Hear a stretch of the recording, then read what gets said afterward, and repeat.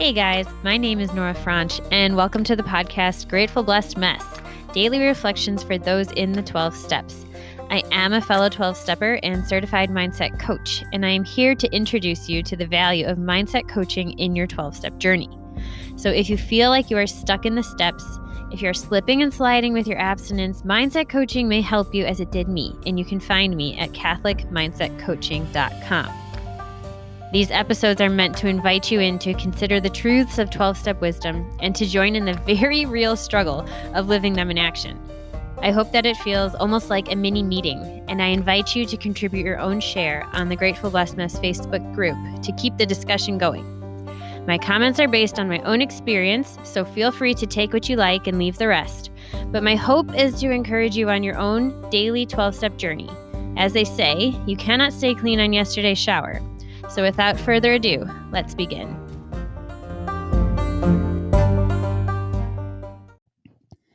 Hey guys, we are reading from A Day at a Time, the reading for August 4th. One of the best ways to get out of the self-pity trap is to do some instant bookkeeping. For every entry of misery on the debit side of our ledger, we can surely find a blessing to mark on the credit side. The health we enjoy, the illnesses we don't have, the friends who love us and who allow us to love them, a clean and sober 24 hours, a good day's work. If we but try, we can easily list a whole string of credits that will far outweigh the debit entries that causes self-pity.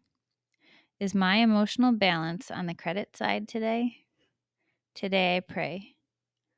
May I learn to sort out my debits and credits and add it all up.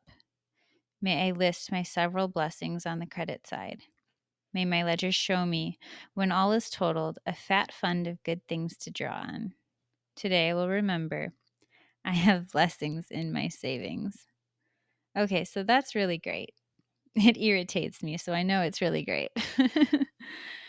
Because I have the bad habit, the heavy-handed habit of noticing what's going wrong and the resistance to notice what's going right. I know I've mentioned that before, but I really love the visual they gave us of literally those really old scales with the two plates, that would sway back and forth. And I want to do this. I want to force myself a little bit to acknowledge the things that went well. I have a hard time acknowledging at least I'm not, terminally ill or something like that. I'm like, yeah, well, that's great. I'm like, I don't want to create gratitude for something that doesn't exist, because that really is hollow to me. So I had this idea that I've yet to act upon, and maybe by the time this airs, I will have acted upon it. And if it doesn't, this is my call to action for myself to get on it. But I have this idea that if I'm so good at noticing what's going wrong, fine. For my gratitude list at the end of the day, I want to write down 10 things that are going wrong, that aren't where I want them to be, because I bet I could do that pretty quickly.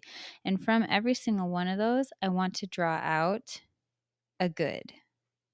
I want to draw out a gratitude, or I want to draw out something that is still good and true and beautiful, that can be a cause for joy. So maybe that's something you could do too. Maybe you'd find it helpful. And maybe by the time this airs, I will have found it helpful because I'll have actually done the darn thing. So you can follow up with me to ask me if I have, and then we can have a lovely conversation about that. Maybe I'll do it right after I get out of this podcast. With that, I pass.